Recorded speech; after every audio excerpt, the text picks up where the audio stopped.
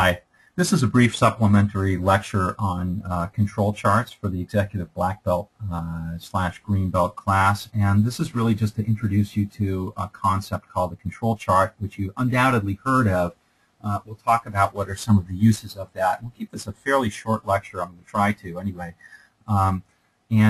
Just to diagram out some things, we'll talk about how to use a control chart, and we'll talk about the primary control chart that I want you to have in your arsenal, and that is the individuals chart or eye chart. So that's the thing that I really want to talk through. By the end of this, we'll be able to assess a process stability using the control chart, and that's really my goal, is really to talk about how do we determine whether we have a stable process or not. Control chart is an unfortunate misnomer because it doesn't control anything. It's a stability chart is maybe the way that I would like to look at it. Or Don Wheeler, who is, I'm a follower of his view of control charts, a statistician from out west, does a considerable writing on control charts, questions the classical uses of control charts. I'm actually in his camp, and I think that from a number of perspectives you're going to find that this is the right control chart to try and use. Certainly from a people perspective, it's the easiest control chart to implement, and it is effective. So that's about as close to perfection as you can get, implementable and effective. We'll also describe a few typical patterns. I don't want to get too much into that. I want you to look for one particular pattern first, master that, and then we'll talk about some of the others as well. Okay. So the first concept I want us to understand and to get through is special and common cause, and why we would use a control chart. So let's take a look at that. Let's do a little Blackboard exercise. And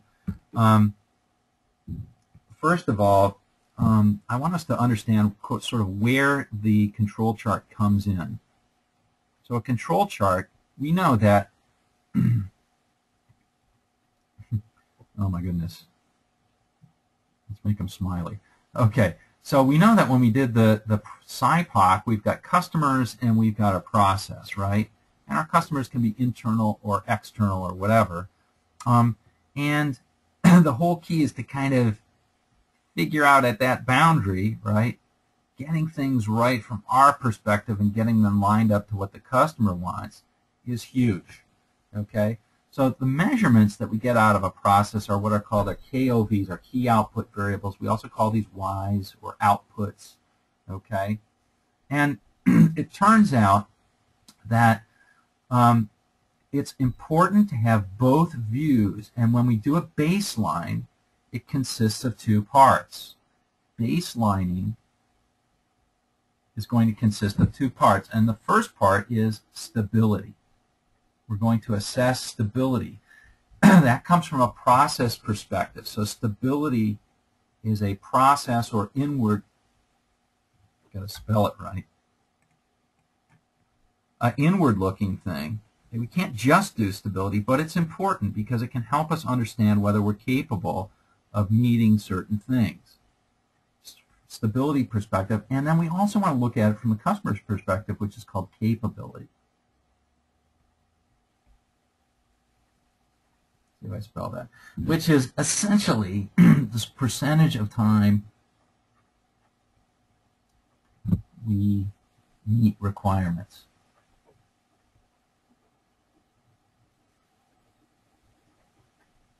This is a little bit different. This is a different question. This is really asking, is the process with respect to, that's WRT, the KOV, erratic or not? That's the real question there. And the interesting thing is, we use different things to assess this. Here we essentially have lines drawn and we see, are they in or out? Here we do the same thing, but the lines are drawn with something different.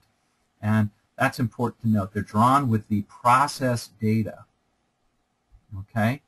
It's going to turn out that Again, if this is our process, here's our customer. All right, this is our VOC, this is our VOP, our voice of process. That what we do to assess stability is we look at a time series chart. We look at our process as it evolves over time, our KOV as it evolves over time. This is a time series chart, okay? With our voice of customer, we essentially take a different view. We use a different picture. Remember the plot the data? We look at, say, a histogram with a line drawn for a customer spec.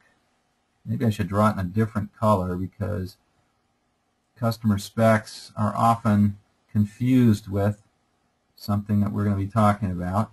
I'm going to draw it in blue. Okay, and we might say, what is the percentage that's above that percent bad? Like if it's cycle time, for example, this would be bad. Long cycle times are generally bad for the customer. Okay? All right. Over here, what we're going to do is we're going to draw, we're not just going to draw them, we're going to calculate them from the data. We're going to draw these, and these are going to be our control limits. Again, I wish they were called process behavior limits or stability limits or something, because they don't control anything. And these come from process data. We calculate them from process data. So this helps us understand whether a process is stable or whether it's not. And this comes from something else entirely. This comes from the customer or from management.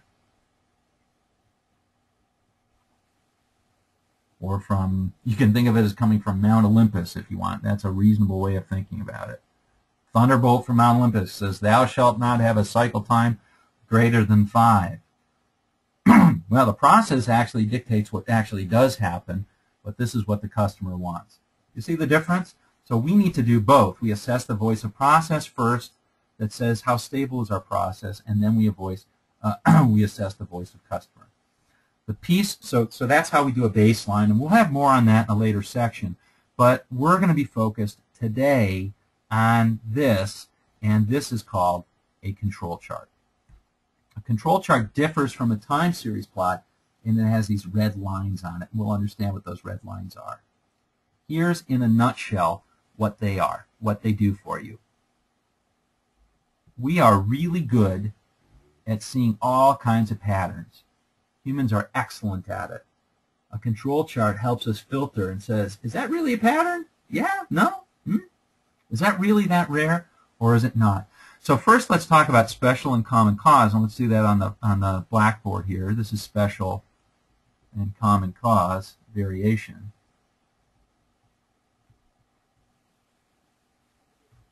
Okay, this is time, and this is our KOV, key output variable. So imagine that we, in our process of, say, measuring the wait time, let's go back to our restaurant example where we had the KOV was the cycle time, and that was the time that it took the restaurant to bring the food to the different customers' tables.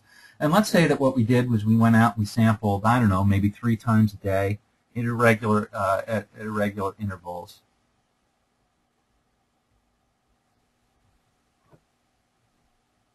And we got something that looked like this. In this case, high is bad, right? Okay, so if you ask somebody, what would you do if you were confronted with a data point like this? Okay, normally they're delivering within this time, sometimes a little less, sometimes a little more, and then bam, what would you do? I think most people would say, well, we fix it. Dig into it. Who's the waiter? What was the cook? Was anything going on with the oven at that time? We don't know. Okay, let's suppose that whatever happened, it was back in control or back stable again. And then you got a data point like this.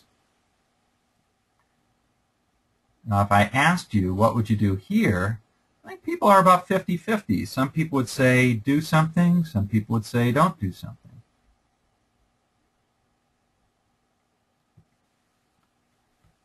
And then finally,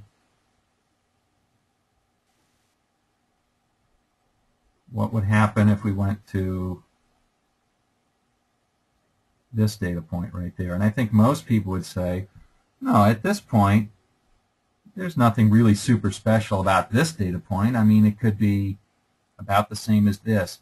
So this would probably be, yeah, this is not special. Let's just put it that way. This is not special. Okay, so the point of this is that when I draw what are called these red lines, and I'm going to draw them with dashes, best I can. The red lines help us understand what is special and what is not. So it's kind of like an operational definition of what special cause means. So special cause points are these points that are out of the red lines. Common cause are the points that are inside. Okay? So every process has common cause variation. That means every process varies normally in some sort of way. Some processes also have, in fact many processes, also have special cause variation. From a practical point of view, what that means is is if we're running an ordinary everyday process, we're going to try and go out and figure out what's wrong with these. These are special cause. It's worth our time and effort to try and fix them or to try and figure out what they are. But for these, if we're just in an operations mode, it's not worth our effort to just go out and try and fix them. Okay? That's the difference between these two points of view, is that in one case, you're willing to go out and do that. In the other, you're not, unless you have a special project that's willing to take on the whole process and to look at it from a much deeper view. So the control chart can help you stop firefighting when you're wasting capacity digging into what happened on this week to make it so high, or what happened on this week. The answer is it isn't that high, so let's not dig into it all that much. It really doesn't differ that much. Now remember, this is only half of the view. It still all could be bad. All these things could be bad, which means we have to do something about it from the customer perspective. But this essentially tells us when we can do a quick fix and when a quick fix is not going to be enough. For this particular point, if this were a problem, if we fixed it, we're not expecting that to necessarily come back. This looks like it was a one-off. But for this, if this were a bad point and a problem, again, I'm not saying that it is. We don't know the customer specs. But we only know the control limits, not the same thing. So if this were a problem, then we would have to address it in a much more serious nature than just a quick fix, because there are lots of other times that it's creeping back, and we need to figure out all of those things, not just that one particular point.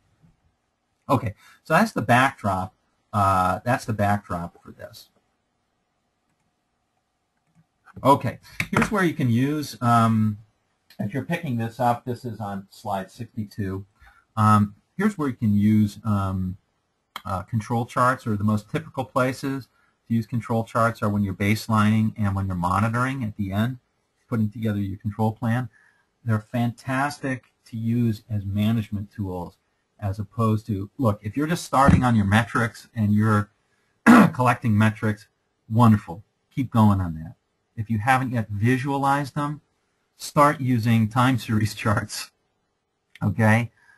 So much more powerful to look at it with your eye than a number on a spreadsheet. And even red, yellow, green. Generally speaking, people overreact or underreact to those types of things.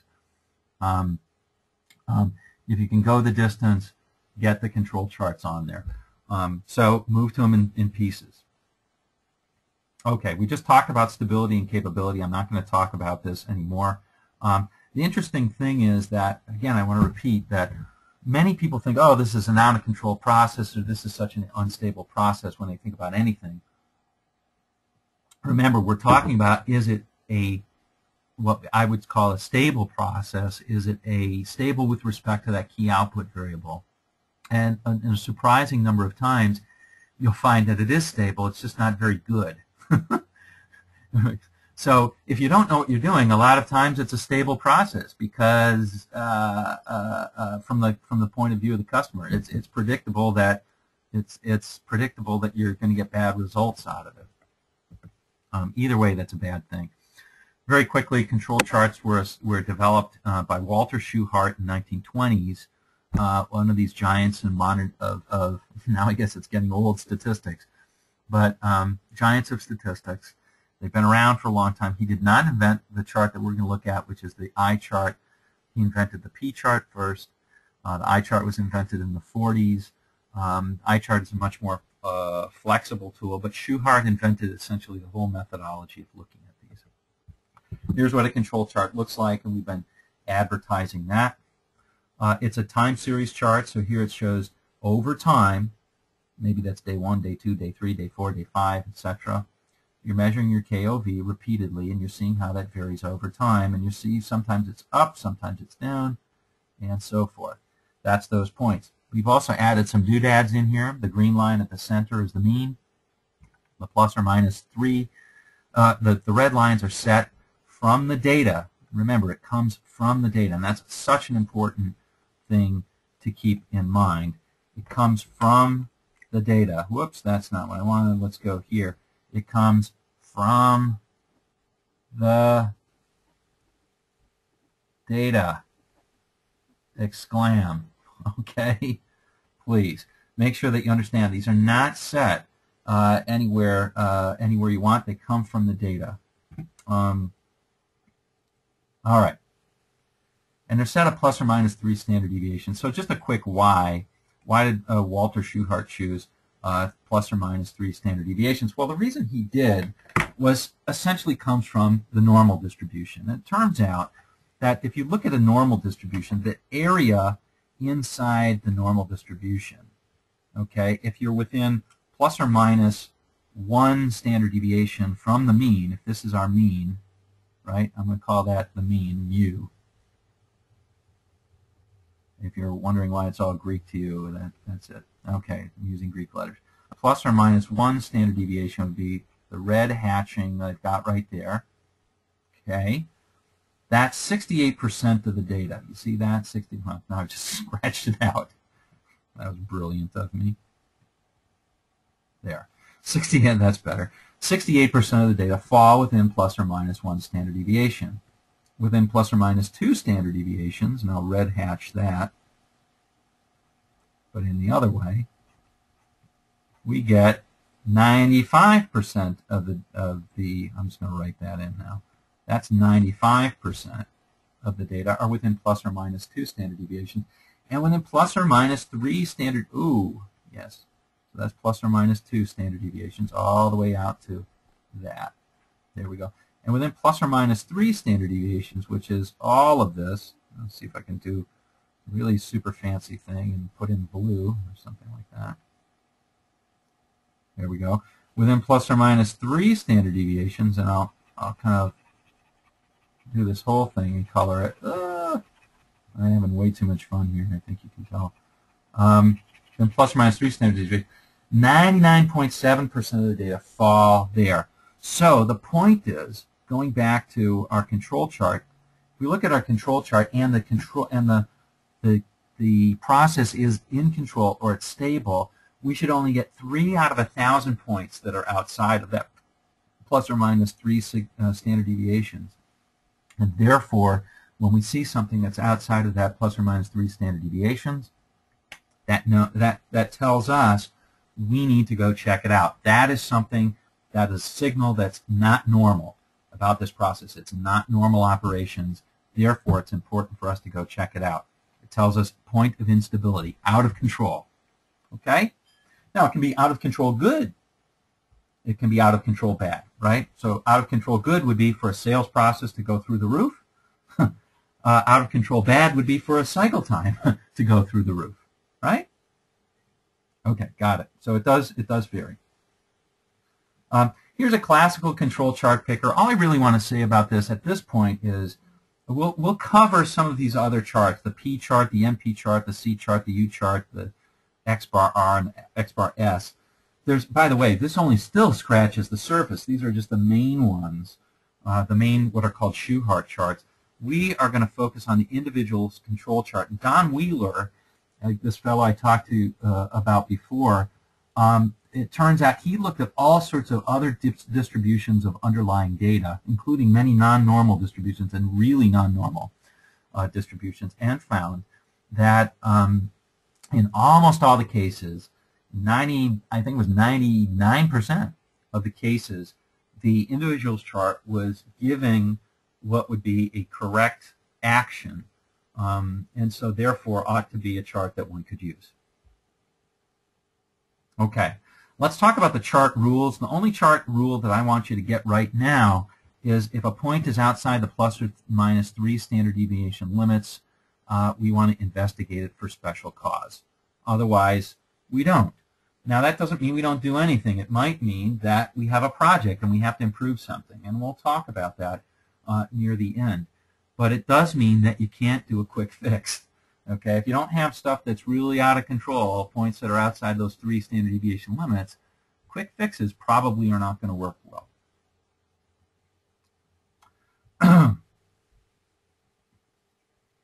Okay, let's talk about the control chart. And these are appropriate for lots of different things. Essentially, anytime you have a continuous or numerical key output variable. Okay, anytime you have a numerical key output variable, pretty much then you can use an individual's chart. They're characterized by single data points. They're not average. That makes it easy to use on the plant floor or in the office because the measurement is the point of data that actually goes on the chart. Very, very helpful. When you're averaging things or you're doing math before you put that data point on the chart, or even when you're looking at it from management, it makes it more esoteric and more abstract and farther away from the action. It's definitely the easiest chart to use, and it's probably the best chart in many cases. Second thing is it represents customer experience as well, and we'll talk a little bit more about that later when we talk about some of the mechanics. But let's just get some of the main stuff down. So let's go through an example. This one happens to be product demand. I'm going to do this in 2 ways. I'm going to do it first of all using Excel statistics, and then doing Minitab. You'll see that Minitab is much simpler. The price you pay is has all these other bells and whistles. It's like going to a Las Vegas. If you're a statistician, it's like going to a casino and seeing all these lights going off and all that kind of stuff. All right, so let's do this in Excel statistics. Start out with that. First thing I need to do is I need to open up the file. I've got open Excel statistics right here, but I need to open up my data file,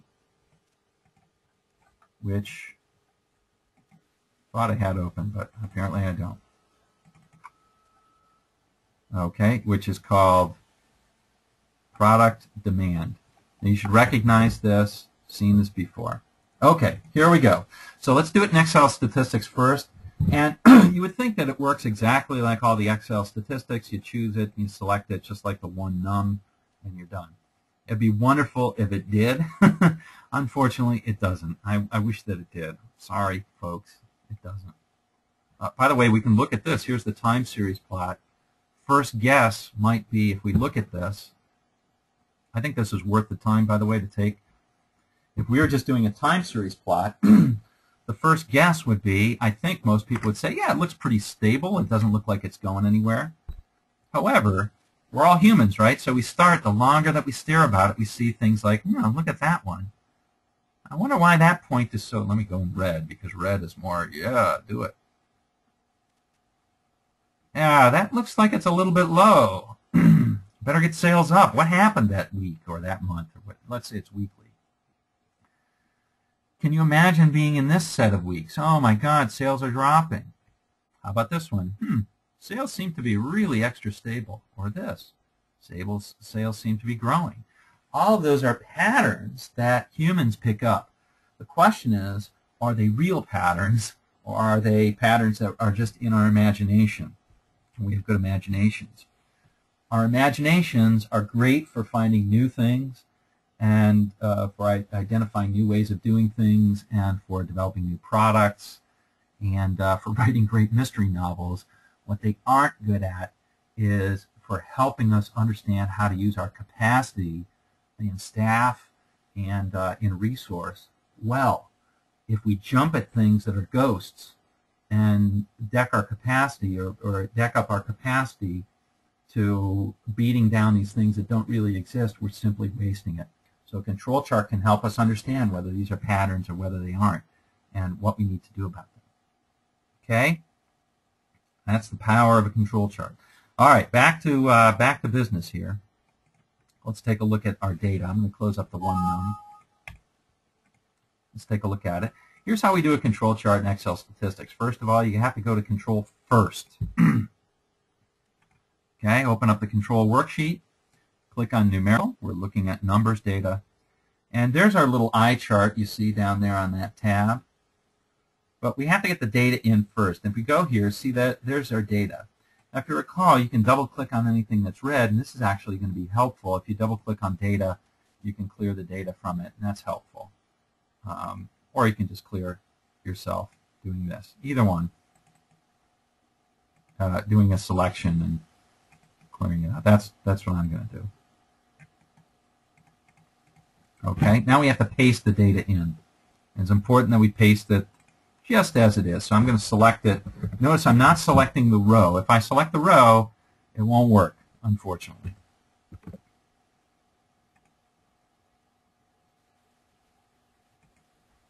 Back in the control, and back control.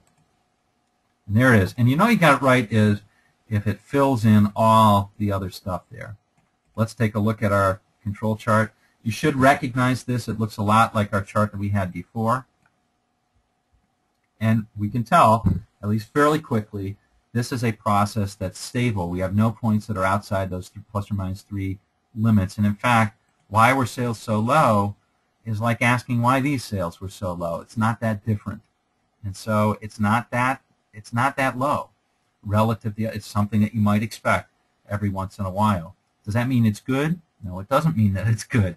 If you have a problem with this process and you need to shift it, that's a project. You can't simply look to single data points and figure out what you need to be doing. Okay? This is a stable process. Now I do want to do it in Minitab very quickly. We'll do the same thing in Minitab, just to show you where it is.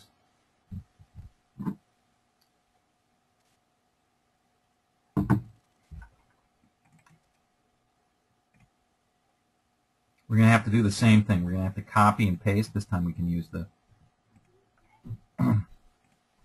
whole thing there. Oh, wait, I already had pasted it in. That's interesting. Oh, I see. I've got too many tabs open. There we go. Well, let me just paste it in. Bam. Okay, so now you see I've actually done it. There it is.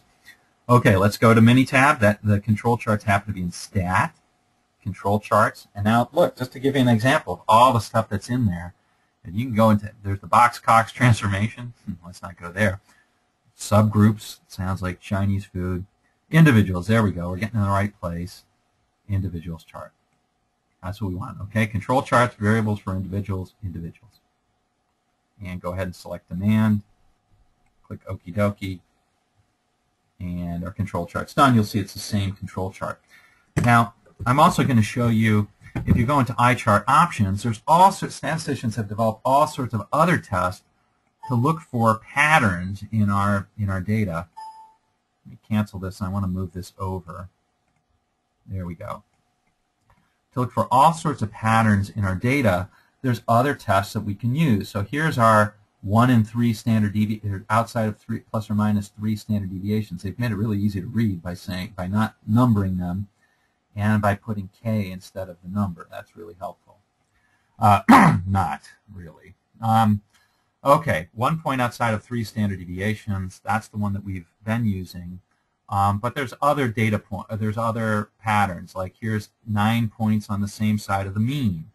So that would be something like flipping a coin and getting 9 heads in a row. Certainly is unlikely. Here's one that I like, which is 6 points all in a row decreasing. And they're all set so that about 3 times in 1,000 you would expect to see that pattern. Okay, let's go ahead and turn on all those tests. I'm not going to go through all those tests, but let's turn all those tests on. I don't know why it Oh, I see. Let's turn on all the tests. There we go. Turn on all the tests. And let's see what happens. See, even with all the Minitab tests on, it's still saying no pattern there, no pattern there, no pattern there. Definitely not special cause there. So it's not finding any. This is a stable process. Okay. So I think the first and probably the one of the most important things to keep in mind is that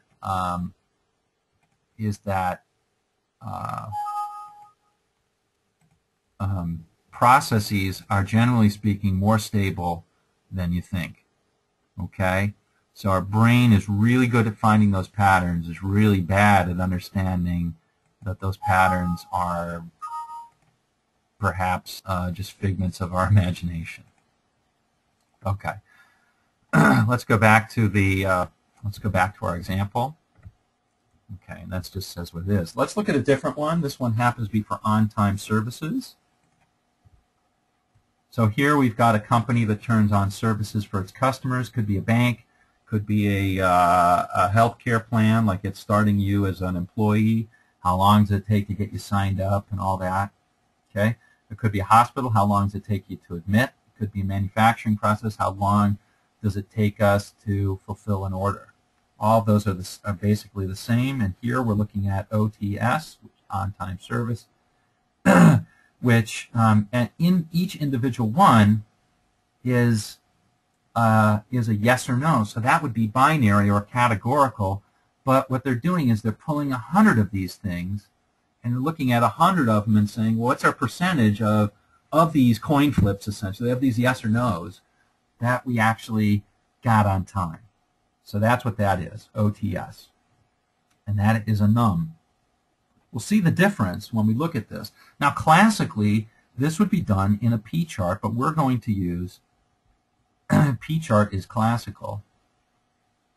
If you go through that control chart picker and you want to, you'll find it. But we're going to use an chart, which I think will be very helpful.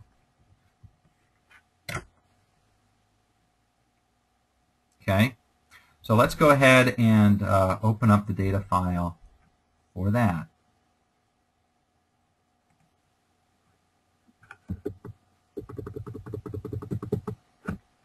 On-time services. Open that up and aha, okay. So here we've got on-time services. Here's the number on time. We want to look at the proportion on time, proportion OTS. Now, if this, especially we want to do that if this number, if this, sometimes they pulled 100, sometimes they pulled 150, we definitely would want to divide this by this to have a common ratio. But now you get the whole point, is that each one of these accounts, each one of these 100 accounts is a binary. Yes, it was met. No, it wasn't. But in total, they make a numeric variable, which is kind of nice. Okay, so let's take a look at the proportion OTS. Remember, we've got to have that control open. Let's go to the data. Let's clear out the data. Done. Cleared out. Okay, let's go back to our on-time services now. And I'm going to make what I hope is an instructive mistake here. First of all, let's copy the data and let's paste it in. Okay, here's my instructive mistake. If I just paste the data, look what happens.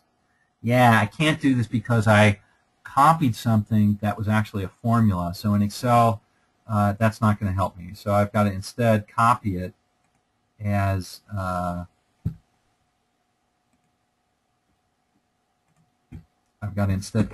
and paste it in a different way. I've got to do a paste special, and I'm going to paste the values. There we go. Now the values are pasted. I've got 20 of them. Let's go to our iChart, and holy moly, there we go. It looks like if we're looking at this control chart, we would want to investigate this one for special cause. Okay? Simple as that. Now, the other question that might be helpful for you is to say, well, what happens if I want to take this out? Because think about it. If I take this special cause out, then my estimate for my plus or minus 3 sigma is going to be tighter, right? And, you know, we haven't talked about how that estimate is made, and I do want to talk about that just quickly. It's called the moving range. So the moving range, because these are individual charts, what the moving range does is it takes successive data points and subtracts them and estimates the spread of the data that way.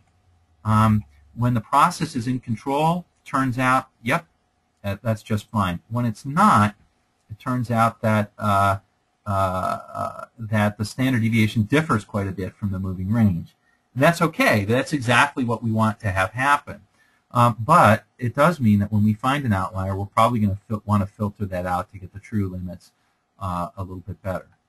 So let me first show you the mechanics of how that moving range works.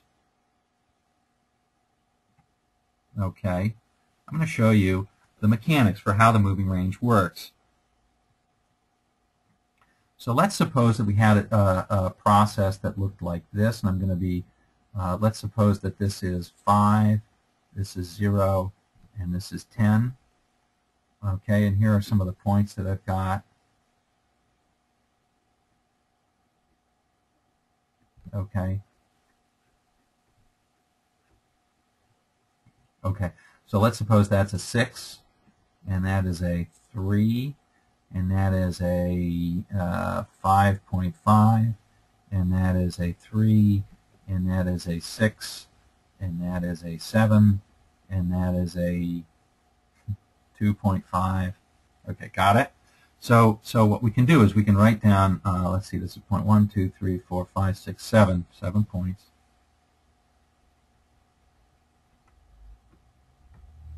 And here are their values. I'm going to call those KOV. Here are the values. Some people call them X. Okay, and here's what I'm going to call is the moving range, the MR. Now, this is the only time you're going to see this, so it's not a big deal if you don't get it. For the green belts that are out there, you don't need to know this. This is something that any real computer program that's doing control charts will have in it. If you're a black belt, you need to know just a little bit about this. So we're going to go through and do it. So here my KOV is 6. I'm going to write all these down. Then a 3, then a 5.5, then a 3, then a 6, then a 7, and then a 2.5. Right? Now here's what the moving range is. The moving range is the difference between the specific data point and the point that preceded it. So here we can't do anything about it. Nothing there. On this one, however, this is equal to 3 minus 6, which is negative 3, but we only use positives. So the moving range here is 3.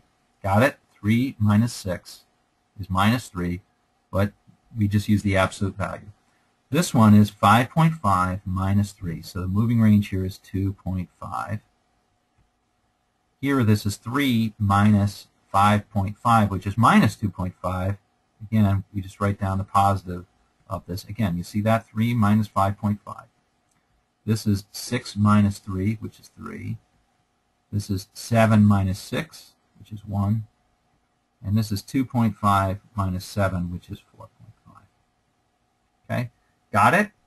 Then, then we look at what's called X bar. I should have written that, which is just the average, and MR bar, which is the average of all the individual MRs. Okay? Equals the average MRs. This is equal to the average of each of the X's. Okay? Now this guy simply goes, let me do my palette here, green.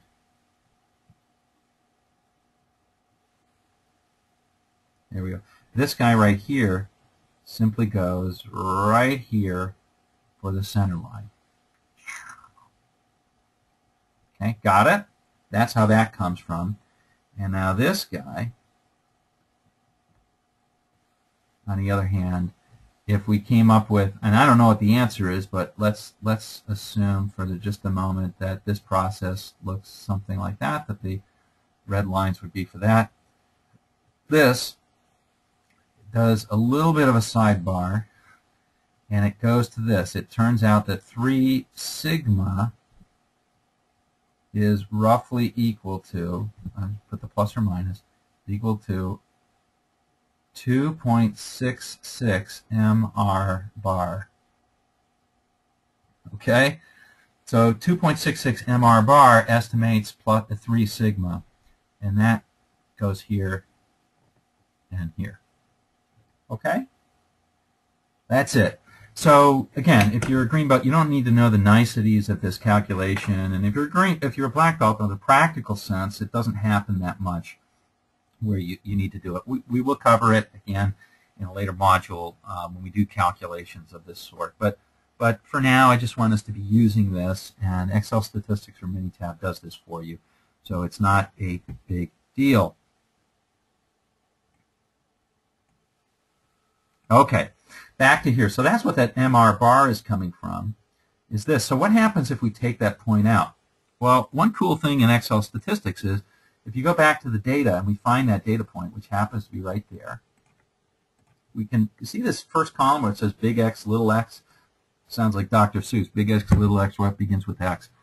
Well, it turns out that if we type in the big X, if you do that, hit the return, and then we'll go back to I, look what happened. It actually took that data point out, and it took it out of the calculation.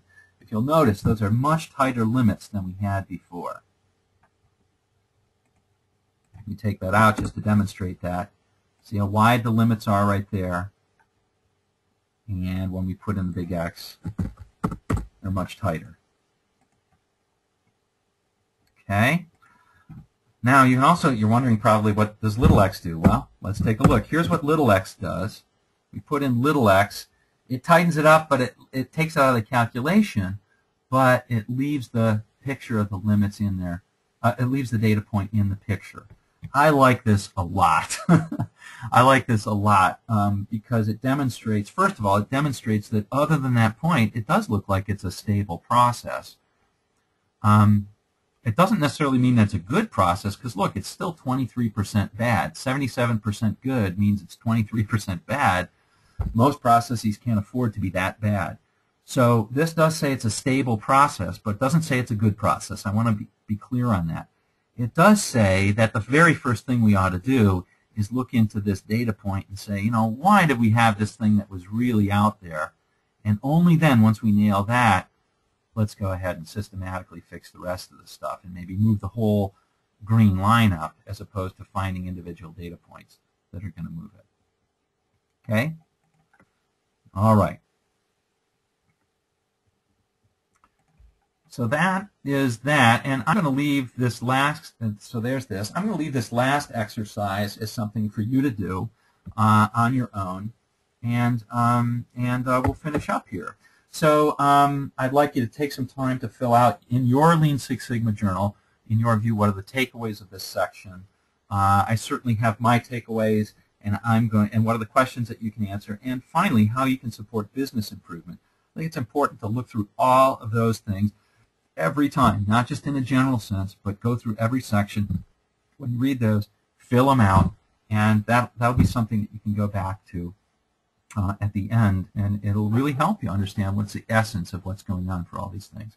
I do want to take a little bit of time and go back to my Blackboard and summarize what I think are some of the takeaways here. First of all, we talked about the voice of the process and the voice of the customer. That's a key concept.